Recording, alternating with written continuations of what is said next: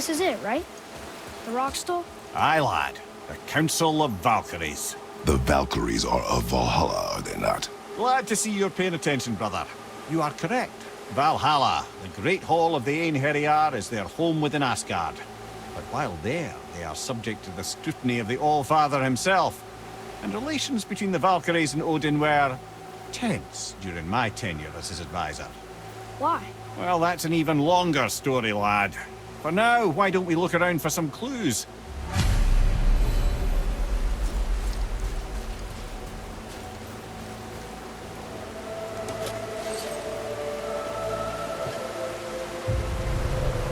Whoa, you're back. Mimir, who is she? Gunnar, Mistress of War. After any conflict, big or small, she would be first on the scene, sussing out the worthy spirits for a free trip to Valhalla. A gruesome task. She took great pride in it. Any conflict. Impossible. It's true. She had help from her sisters, of course, but Gunnar was always first to arrive. Her judgment of the fallen was unparalleled, and an invaluable resource to Odin. She was one of his favorites. Ah, Gondul. Beautiful Gondul. And? Huh? That's it? Beautiful Gondul? No story or anything? Oh, sorry, lad. The sight of Gondul always took my breath away. Gondul had a silver tongue, a sharp wit, and struck a figure so stunning it literally drove men insane. Odin forbid her from setting foot in Midgard after a time, as insanity is not a welcome trait in Valhalla.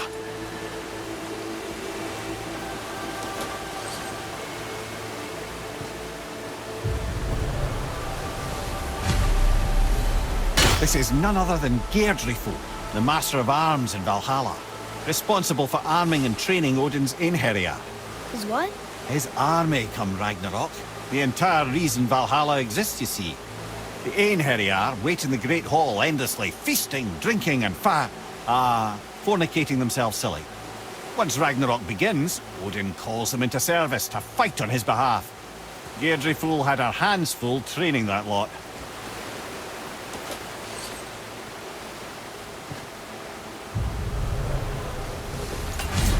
This, my friends, is Kara. Now, Valkyries are volatile by nature, but Kara, the lass is wild storm personified. A wild storm. Aye, calm and collected. Then the air would shift and the fury of her storm would unleash. It was beautiful in a way, assuming you could find proper shelter. Her tears would cleanse the blood-soaked battlefields.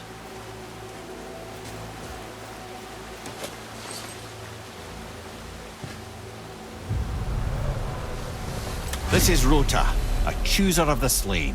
I thought all the Valkyrie did that. Not exactly, lad. Although that is what they're most famous for, and by far their greatest responsibility. You've seen what happens to the dead without the judgment of the Valkyries. Hellwalkers. That's right. Rota, Gunnar, Skuld. Without them to clean up the aftermath of battle, hell overflows with souls meant for Valhalla. A sorry state of affairs. Rota must be beside herself.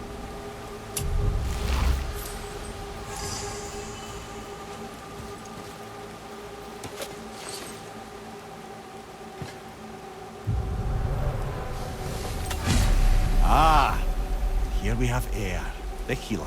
A Valkyrie healer? Strange. Eir was strange, as a matter of fact. Very quiet, very calm. Where her sisters were violent rapids, Eir was a gentle stream.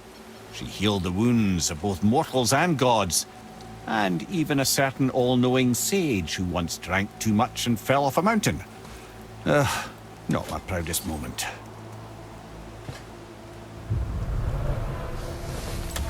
Well, well, healed her, Mistress of Battle. She and Odin got on quite well, actually. Her and the other Valkyries, not so much. She would spend most of her time here in Midgard observing discord between the living, and sewing some up herself from time to time. She lived for conflict. Some say she was conflict personified. I wonder what will become of her now that she's free.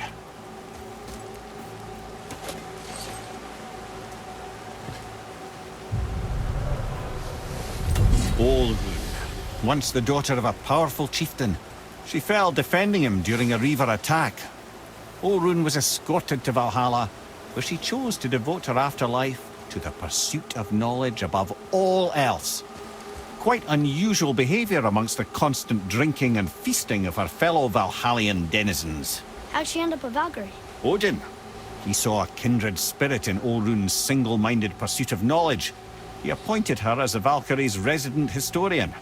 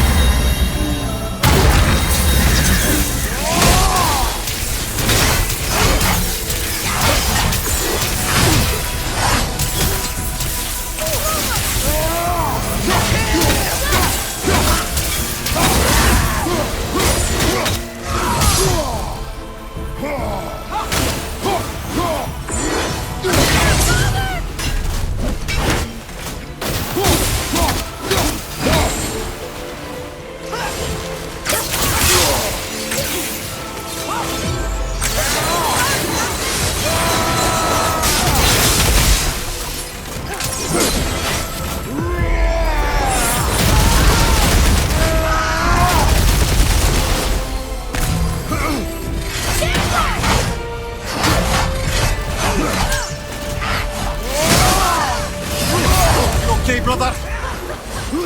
Watch your back!